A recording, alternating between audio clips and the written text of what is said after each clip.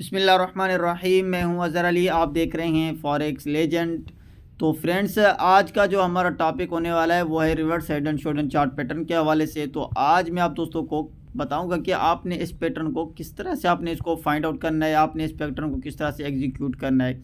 जाहिर सी बात है, कभी भी आप जब मार्केट के अंदर जब भी आपको मार्केट को एनालिसिस करना होता है, आपने उसके चार्ट पैटर्न को आपने एक फाइंड आउट करना होता है। आपने देखना होता है कि ये चार्ट पैटर्न कौन सा बनता है, ये कौन सा अभी चार्ट पैटर्न बनने वाला है। तो आपने उसको एग्जीक्यूट करने के लिए, आपने उसको एनालिसिस करने के लिए आपको उस चार्ट पैटर्न का पता होना चाहिए। तो आज मैं दोस्तों को बताने वाला हूँ कि काफ़ी सारा आपने चार्ट पैटर्न सीखे हैं, और कल वाले वीडियो में आप दोस्तों ने सीखा था head and shoulder chart pattern को। और ये जो आज का जो चार्ट पैटर्न है, ये एक reverse head and shoulder chart pattern है। कि ये मैं आपको बताऊंगा कि आपने इस पैटर्न को कौन से ट्रेंड में आपने इसको फाइंड आउट करना है। क्या ये एक डाउन ट्रेंड में आपको बनता हुआ दिखेगा, कि ये आपको एक अप ट्रेंड में बनता हुआ दिखेगा। तो आज की वीडियो आप दोस्तों के लिए मोस्ट इंपॉर्टेंट होने वाली है। आज की वीडियो में आप दोस्तों को बहुत कुछ सीखने को मिल सकता है। और आज मैं आप दोस्तों को बताऊंगा कि आपने अगर इसके ऊपर ट्रेड करनी है तो आपको कितने प्रॉफिटेबल ट्रेड मिल सकती है। आपको अगर किसी भी चार्ट पैटर्न के ऊपर जब आप ट्रेड करते हैं तो आपको कहाँ पे अपनी एंट्री लेनी चाहिए। तो इंपॉर्टेंट बात है कि काफ़ी सारे दोस्त ऐसे होते हैं जब कभी भी इस पैटर्न को ब्रेकआउट होने के पहले ही वो अपनी ट्रेड लेते हैं तो उनकी ट्रेड फंस जाती है, वो एक बहुत बड़े लॉस में फंस जाते हैं। तो आज मैं आप दोस्तों को सारी चीज़ें सिखाऊंगा, स्टेप बाय स्टेप आप दोस्तों को कंप्लीट गाइड करूंगा कि आपने इन पैटर्न को किस तरह से आपने फाइंड आउट करना है, आपने इन पैटर्न को किस तरह से एनालिसिस करना है। जब आप कभी भी मार्केट के अंदर जाएँ, ट्रेड करें, तो आपको एक बहुत बड़ा प्रॉफिट हो और आप एक अच्छा प्रॉफिट बनाएं। तो फ्रेंड्स, चलते हैं हम अपने वीडियो की तरफ। तो जो दोस्त चैनल पे न्यू हैं, चैनल को सब्सक्राइब नहीं किया तो चैनल को सब्सक्राइब कर लें और बेल आइकन को प्रेस करें ताकि हर आने वाली वीडियोस आप दोस्तों से मिस ना हो सके। और अभी तक आप दोस्तों ने वीडियो को लाइक नहीं किया तो वीडियो को लाइक ज़रूर कर दिया करें, क्योंकि आप दोस्तों के लिए डेली बेसिस पे एक अच्छी वीडियो बनाते हैं और आप दोस्तों का भी हक बनता है वीडियो को लाइक करना। अगर आप दोस्त फॉरेक्स ट्रेडिंग करते हैं तो नीचे डिस्क्रिप्शन में हमारे टेलीग्राम चैनल की लिंक मिल जाएगी। वहाँ आपको हमारे टेलीग्राम चैनल पर फ्री ऑफ कॉस्ट गोल्ड के सिग्नल प्रोवाइड किए जाते हैं। वहाँ आपको बहुत कुछ सीखने को मिल सकता है और आने वाले फ्यूचर में आपको बहुत ज़्यादा बेनिफिट हो सकता है। अगर आप दोस्तों ने हमारा टेलीग्राम चैनल ज्वाइन करना है तो नीचे डिस्क्रिप्शन में लिंक है, वहीं से आप हमारा टेलीग्राम चैनल ज्वाइन कर सकते हैं। तो फ्रेंड्स, अभी मैं आपको बताऊं कि सबसे इम्पोर्टेंट बात यह है कि ये जो पैटर्न है ये एक reverse head and shoulder chart pattern है। तो आपको इस पैटर्न को किस तरह से आपने फाइंड आउट करना है। सबसे इम्पोर्टेंट बात ये मैं आपको बताऊं कि आपने कभी भी इस पैटर्न को जब आपने फाइंड आउट करना है तो आपने देखना है कि इसमें एक डाउन ट्रेंड होना चाहिए। जब ये आपको reverse head and shoulder chart pattern बनता हुआ दिखे तो एक मार्केट के अंदर एक डाउन ट्रेंड होना चाहिए। एक डाउन ट्रेंड आ रहा है और उसमें आपको कुछ इस तरह का पैटर्न बनता हुआ जब दिखेगा तो किस तरह से आपने इसको फाइंड आउट करना है। यहाँ पे मैं एक चीज़ आप दोस्तों को अभी समझा रहा हूँ कि आपने वो एक अपने यहाँ पे अपने आपने एक नोट बुक भी अपना बना लेना है, ताकि आपको कभी भी इस तरह का पैटर्न आपके सामने कोई इस तरह का पैटर्न बनता हुआ दिखे तो आप उस पैटर्न को एक अच्छी एनालिसिस करें और आपको वो चीज़, जाहिर सी बात है, आपके सामने जब कोई चीज़ एक लिखी होगी तो आप उसको एक अच्छी तरह से एनालिसिस कर पाएंगे। तो यहाँ पे देखें कि मार्केट के अंदर आपको कुछ एक डाउन ट्रेंड दिख रहा है। यहाँ पे देखें कि एक डाउन ट्रेंड आ रहा था। जैसे डाउन ट्रेंड आने के बाद क्या हुआ कि यहाँ पे आके इस जगह के पास आके इसको एक सपोर्ट मिली थी। यहाँ पे प्राइस को आके एक सपोर्ट मिली यहाँ पे, ठीक है। तो इसके पास जैसे ही मार्केट का एक ट्रेंड था जो एक डाउन ट्रेंड था, एक कंटिन्यू डाउन ट्रेंड में आ रही थी, तो यहाँ से क्या हुआ कि इसके पास आके इसको एक सपोर्ट मिली। सपोर्ट मिलने के बाद क्या हुआ, तो क्योंकि यहाँ से जैसे यहाँ पे मार्केट के अंदर जो सेलर्स है वो ज़्यादा थे, यहाँ पे जो उनका प्रेशर था, यहाँ पे सेलर्स का प्रेशर थोड़ा सा कम हो गया था, क्योंकि जैसे यहाँ पे बायर्स एंटर हुए उन्होंने मार्केट को ऊपर धकेलने की कोशिश की। तो यहाँ पे मार्केट ने एक अप ट्रेंड में थोड़ा सा मूव करना शुरू किया। तो यहाँ पे आके उसने एक रेजिस्टेंस लिया इसी जगह के पास। तो यहाँ पे उसको एक रेजिस्टेंस मिला। यहाँ पे रेजिस्टेंस मिलने के बाद क्या हुआ कि अगेन सेलर्स हावी हो गए बायर्स के ऊपर। तो बायर्स जो क्या सॉरी अगेन यहाँ पे बायर्स हुए, इंटर हुए। तो क्या हुआ कि मार्केट अप ट्रेंड में मूव किया तो यहाँ पे एक रेजिस्टेंस बना।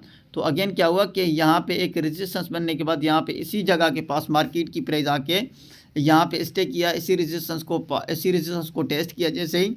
तो उसके बाद अगेन क्या हुआ कि अगेन प्राइस डाउन ट्रेंड में मूव करना शुरू किया, क्योंकि अगेन सेलर्स यहाँ पे हावी हो गए बायर्स के ऊपर। तो यहाँ से मार्केट अगेन डाउन ट्रेंड में मूव करना शुरू किया। तो इसी रेजिस्टेंस को, ये जो सपोर्ट थी इसको ब्रेकआउट कर दिया। इस सपोर्ट को ब्रेकआउट करने के बाद क्या हुआ, अगेन प्राइस ने एक डाउन ट्रेंड मूव करना शुरू किया। तो एक अगेन नया जो एक सपोर्ट बना ली यहाँ पे आप दोस्तों को ये जो एक सपोर्ट शो हो रही है कि यहाँ पे मार्केट अगेन एक अपना नया लो लगा लिया, तो यहाँ पे उसने एक सपोर्ट बना ली।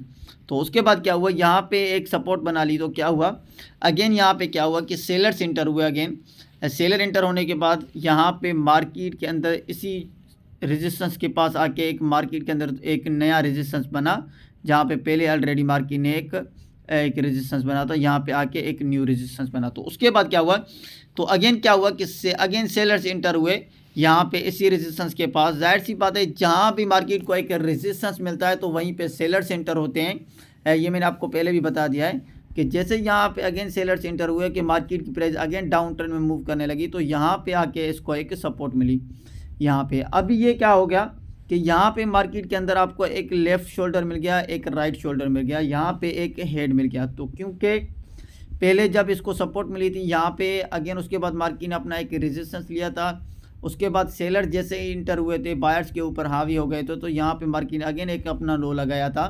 उसके बाद अगेन बायर्स हावी हुए सेलर्स के ऊपर, तो मार्केट ने अपना हाई लगाया था। उसी रेजिस्टेंस के पास मार्केट ने अपना एक हाई लगाया था, जहाँ पे ऑलरेडी पहले एक हाई लगा चुकी थी।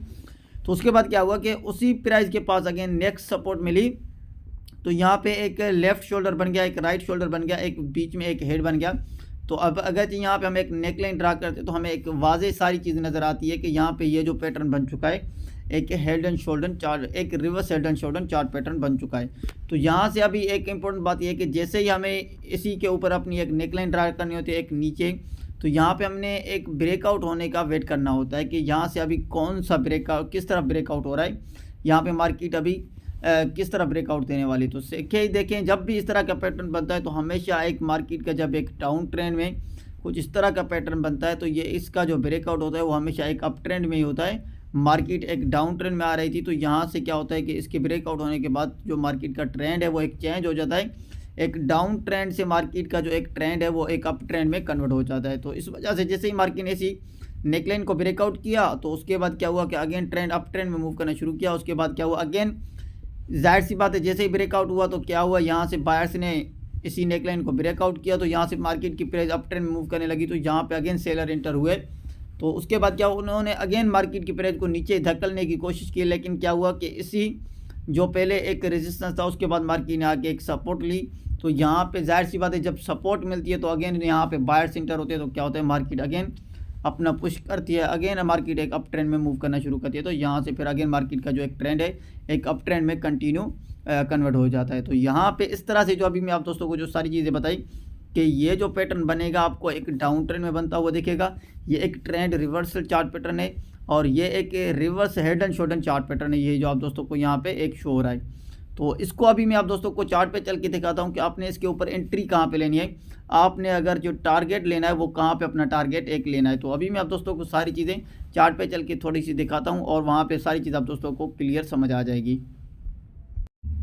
तो फ्रेंड्स अभी हम चार्ट के ऊपर आ चुके हैं, तो यहाँ पे आप दोस्तों को सारी चीज़ वाज़ेह समझ आ जाएगी। यहाँ पे देख सकते हैं मार्केट के अंदर आप दोस्तों को एक ट्रेंड शो हो रहा है, एक डाउन ट्रेंड आ रहा था, तो यहाँ पे इसने एक सपोर्ट ली, फर्स्ट सपोर्ट यहाँ पे इसी जगह के पास यहाँ पे। तो उसके बाद क्या हुआ, अगेन अप ट्रेंड में मार्केट की प्राइस मूव करना शुरू किया, यहाँ पे उसने एक रेजिस्टेंस लिया। उसके बाद क्या हुआ, जब इसी रेजिस्टेंस के पास मार्केट की प्राइस आई तो यहाँ पे अगेन सेलर हावी हुए बायर्स के ऊपर, यहाँ पे बायर्स लो पड़ गए। उसके बाद अगेन मार्केट की प्राइस एक डाउन ट्रेंड में मूव करने लगी, तो यहाँ पे एक नया लो एक मार्केट ने बना लिया, इसी सपोर्ट को ब्रेकआउट किया। तो यहाँ पे जैसे ही अगेन लो बनाने के बाद क्या हुआ कि यहाँ से अगेन बायर्स इंटर हुए, तो सेलर कम पड़ गए। तो उसके बाद अपना इसने एक नया हाई बना लिया, जहाँ पे ऑलरेडी पहले एक रेजिस्टेंस लिया था इसी प्राइस के पास। तो यहाँ पे हमें सारी चीज़ वाज़ेह समझ आ गई कि यहाँ पे मार्केट ने 2 बार अपना एक रेजिस्टेंस बना लिया, तो उसके बाद अगेन प्राइस एक मूव करने लगती है डाउन ट्रेंड में। तो यहाँ पे अगेन बायर्स इंटर होते हैं। जैसे ही बायर्स इंटर हुए तो क्या हुआ कि यहाँ पे मार्केट की प्राइस अगेन इसी स्ट्रक्चर को ब्रेकआउट करके मार्केट एक अप ट्रेंड में मूव करना शुरू करती है, एक मार्केट ने अपना जो ट्रेंड था एक चेंज कर दिया। तो यहाँ पे मैं आपको एक इम्पोर्टेंट बात बताऊं कि कभी भी आपने किसी भी पैटर्न के ऊपर जब आप देखते हैं कि उसके चार्ट पैटर्न को आप देखते हैं कि उसका ब्रेकआउट होता है, तो आपने थोड़ा सा वेट करना होता है। यहाँ पे देखें काफ़ी ट्रेडर्स ऐसे होते हैं जो यहाँ पे इसी कैंडल के ऊपर जिन्होंने यहाँ पे ट्रेड करते हैं, इसके ब्रेकआउट होने के बाद ही वो ट्रेड नहीं लेते, तो यहाँ पे उनकी ट्रेड फंस जाती है।